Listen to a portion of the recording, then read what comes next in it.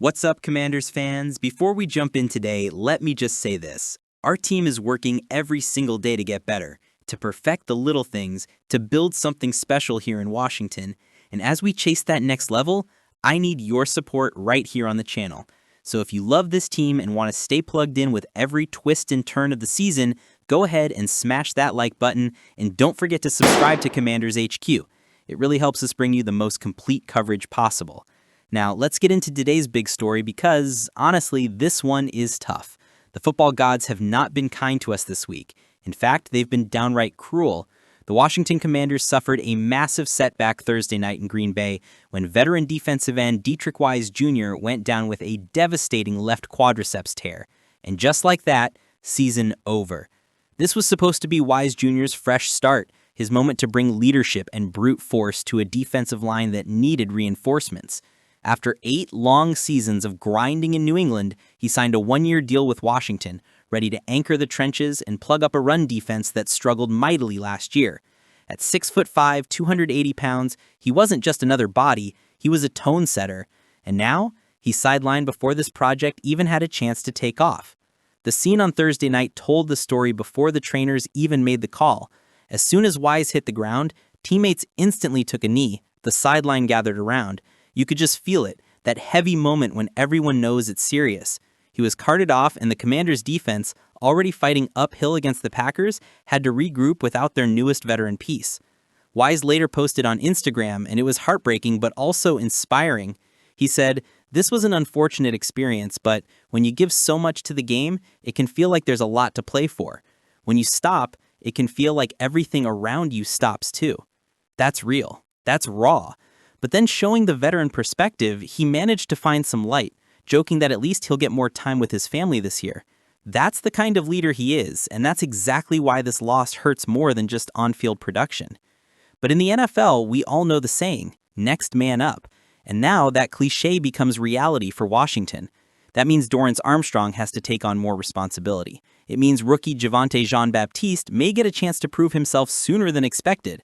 And yes, it could even mean we see more snaps than planned for the legendary Von Miller, who is supposed to be a situational pass rush weapon, but may now have to play a bigger role. The timing couldn't be worse either. Remember, this is a team already reeling from another possible season-ending injury, running back Austin Eckler. Losing a key veteran on offense and now a key veteran on defense, that's not just bad luck. That's the kind of storm that tests a team's identity, resilience, and depth. And speaking of tests, this comes at a time when Washington is quietly paying the price for one of the offseason's biggest sagas, the Terry McLaurin contract standoff. Now let's shift gears for a second, because this is just as important to the big picture. All offseason, McLaurin was in the headlines, but not for his usual highlight plays. The man we all call Scary Terry held out of minicamp, training camp, and the preseason, waiting on that extension. In the end, he got his deal right before Week 1, locking himself in as the franchise's face for the long haul. Fans celebrated, the locker room exhaled, and the front office finally ended the drama. But here's the catch. Those lost months of reps are showing up on Sundays. Through 2 games, McLaurin hasn't looked like the dominant weapon we know. In Week 1, he had just 2 catches for 27 yards. Against Green Bay, yes, he hauled in 5 passes, but only for 48 yards. And most of those came late in garbage time when the game was already slipping away. For a player of McLaurin's caliber, that's below the bar. He's struggling to create separation, and those contested catches we're so used to seeing, they're not there right now. There was one juggling sideline grab in the first quarter against the Packers that made us all say, that's the Terry we know. But outside of that flash, it hasn't been the same. Now I want to be clear here, this is not the time to panic. History tells us this. McLaurin has always been a slow starter. Just last season, his first 2 games were even worse. 39 yards total, no touchdowns. Then boom, Week 3 against the Bengals, he exploded for over 100 yards and started a stretch where he racked up 13 touchdowns on the year.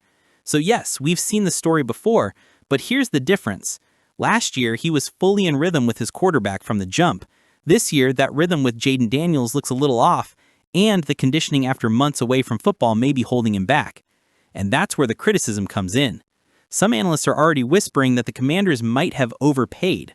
I think that's nonsense. For now, Terry McLaurin is the heart and soul of this team. He's a fan favorite, a locker room leader, and a franchise icon in the making. But make no mistake, This is the NFL. Narratives flip fast, and if McLaurin doesn't heat up soon, people will start questioning whether his summer holdout was worth the price. That's why these next few weeks are so important. This team is banged up. The defense just lost Wise, the offense already lost Eckler, and suddenly, the Commanders need someone to step up and steady the ship.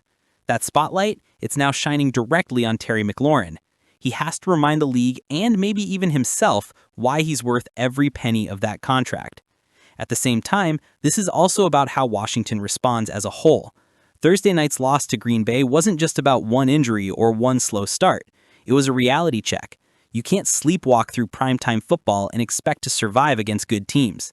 Dan Quinn and the staff now have to rally the troops, refocus the mission, and turn adversity into fuel.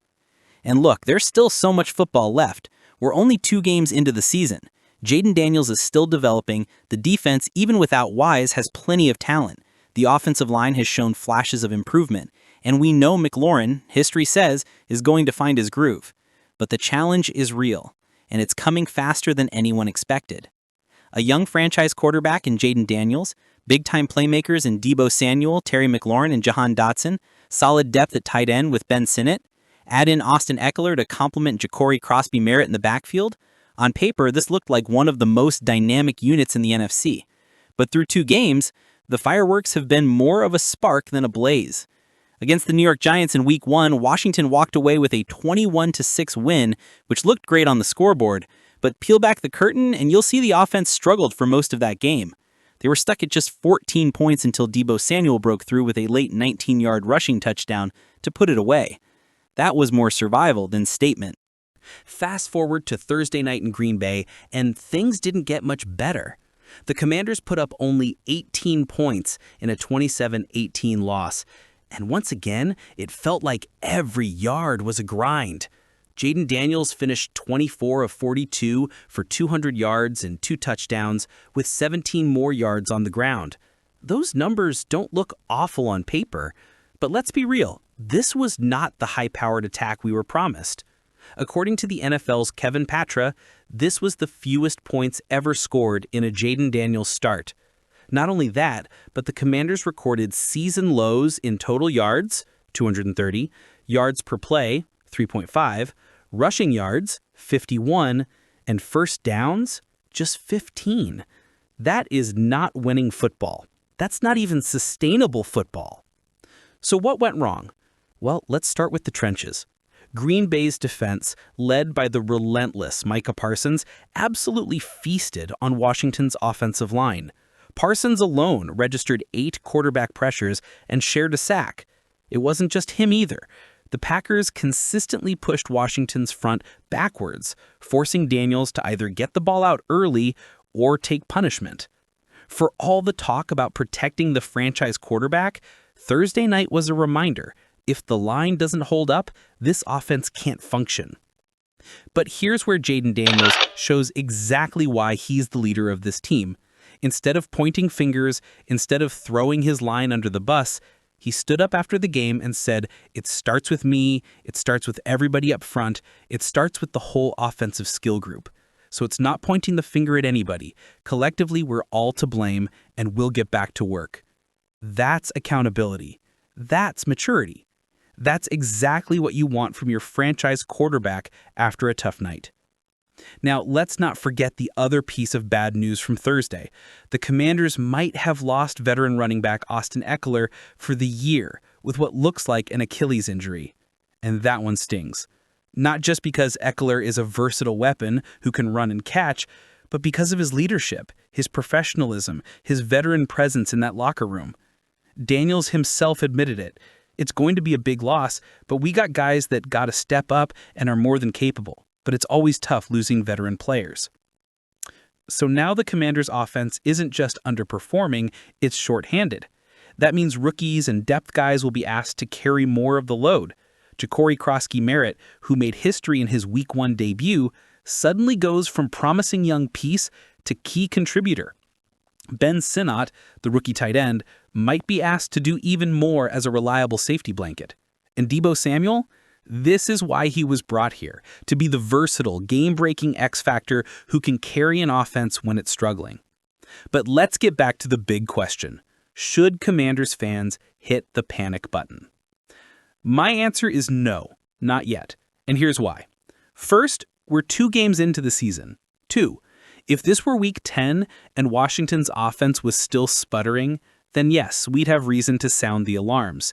But this early, a lot of what we're seeing could simply be a team still finding its rhythm. Remember, this is the first time Daniels, Samuel, McLaurin, and Eckler have ever shared the field in meaningful action. Chemistry takes time, especially when you had the McLaurin contract standoff and missed reps in camp. Second, let's give credit where it's due. The Packers' defense is legit. They've got one of the nastiest pass rush groups in the league, and they showed it Thursday night. Sometimes you just get beat by a better unit. That doesn't excuse Washington's struggles, but it does provide context. And finally, look at Jaden Daniels himself. He wasn't spectacular against the Packers, but he wasn't reckless either. He didn't panic, he didn't turn the ball over, he managed the game, took what the defense gave him, and tried to give his team a chance late. That is growth.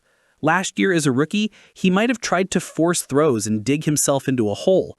This year, he's showing he can handle adversity without making it worse. That is how you build a franchise quarterback. Now the Commanders have a 10-day break before they face the Las Vegas Raiders. That's huge. It's time to regroup, reset, and get back to work. The offense has to figure out its identity. Is it going to be a run-heavy attack built around Ja'Cory Krosky-Merritt and Debo? Or will Daniels and McLaurin start cooking in the passing game and light up defenses through the air? Whatever the answer is, it needs to start showing in week 3. So Commanders fans, let me throw it over to you. How are you feeling right now? Can this team overcome losing Wise and Eckler in back-to-back weeks?